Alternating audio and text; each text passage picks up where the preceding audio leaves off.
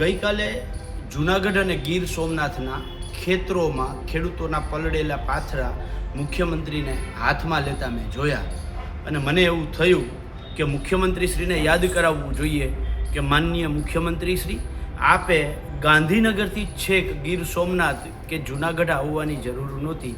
આપની ઓફિસથી 1 જ કિલોમીટર દૂર કૃષિ ભવન છે અને આ કૃષિ ભવનની અંદર ખેડૂતની કલ્યાણકારી યોજનાઓની ફાઇલ છે.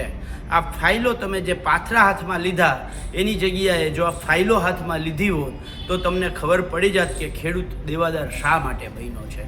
સૌ પહેલાં તમારા હાથમાં પાક વીમા યોજના જે તમે બંધ કરી દીધી 10 ઓગસ્ટ 2020ના દિવસે, આ ફાઇલ તમારા હાથમાં આવત અને જો આ પાક વીમા યોજના આજે ચાલુ હોત તો ખેડૂતોને ક્યાંય કરતાં ક્યાંય કોઈ પાસે, સરકાર પાસે પણ આ દયાની અપેક્ષા ના રાખવી પડત.